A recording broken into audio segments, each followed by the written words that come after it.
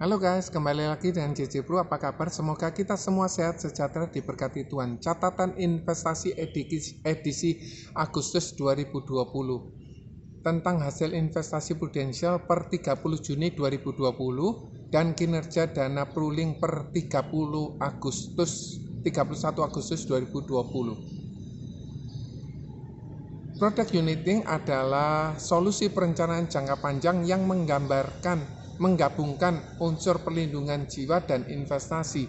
Sebagian porsi investasi dibentuk dengan tujuan utama sebagai simpanan yang diharapkan dapat menjaga agar perlindungan jiwa dan kesehatannya terus dinikmati oleh pemegang polis.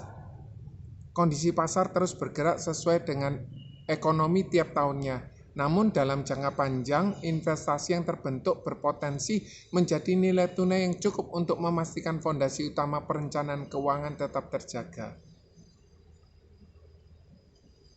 Bagaimana hasil investasi prudensial Indonesia semester pertama 2020? Hasil investasi prudensial Indonesia pada laporan keuangan 30 Juni 2020 terkoreksi 9,2 triliun. Hal tersebut bukan realisasi kerugian investasi, akan tetapi hanyalah pencatatan laporan akuntansi atas harga pasar instrumen investasi yang terkoreksi, terutama saham, sebagai imbas global pandemi COVID-19. Penurunan investasi sejalan dengan kondisi pasar saat ini akan berubah seiring kondisi pasar yang akan datang.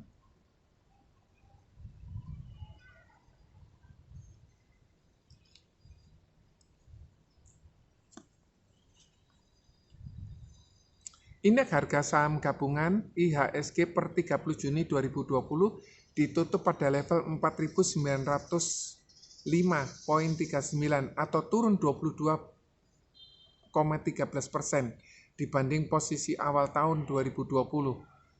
Pada periode yang sama, Jakarta Islamic Index turun 23,53%. Sementara itu, pasar obligasi pemerintah juga sempat terkoreksi ketika COVID-19 diumumkan sebagai pandemi dunia oleh WHO.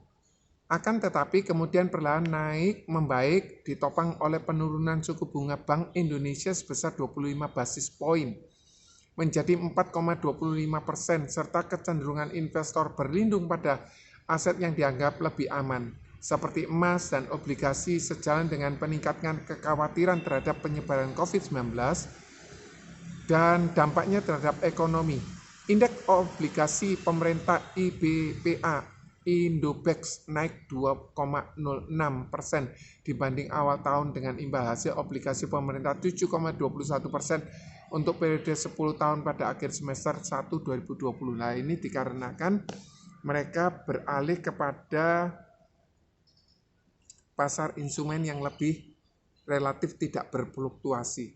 Kelompok dana investasi saham seperti Pooling Rupiah Equity Fund dan Pooling Syariah Rupiah Equity Fund terkoreksi berturut-turut 22,5% dan 22,18% dibanding posisi awal tahun sejalan dengan tolak ukurnya masing-masing. Kelompok dana campuran seperti Pooling Rupiah Managed Fund hanya terkoreksi 5,68%, sementara Pooling Rupiah Fixed Income Fund mencatat pertumbuhan positif 2,28% sejak awal tahun. Ini karena mereka bermigrasi ke Fixed Income Fund. Bank Indonesia merevisi turun proyeksi pertumbuhan produk domestik bruto atau PDB 2020 menjadi kisaran 0,9 sampai 1,9% dari sebelumnya 2,3%.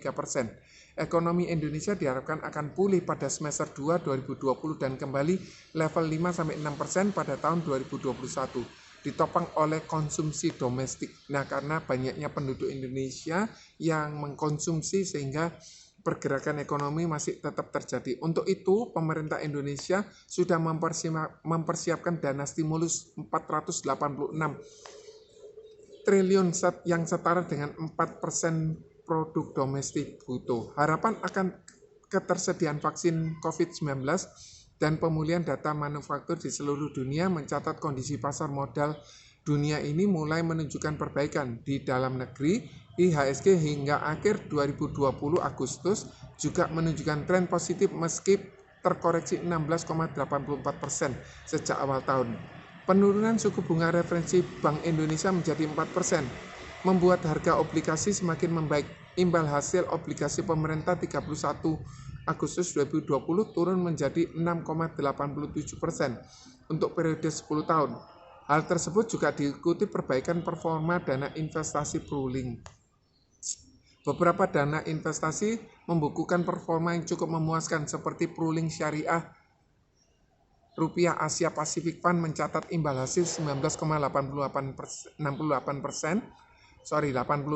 sejak awal tahun. Jika dibandingkan tahun sebelumnya, dana investasi mencatat hasil 29,23% ditopang oleh strategi investasinya ke saham-saham berbasis teknologi yang tercatat di Bursa Efek Asia dan di Pasifik, terutama di Tiongkok. Terima kasih guys, semoga bermanfaat. God bless you all. Bye.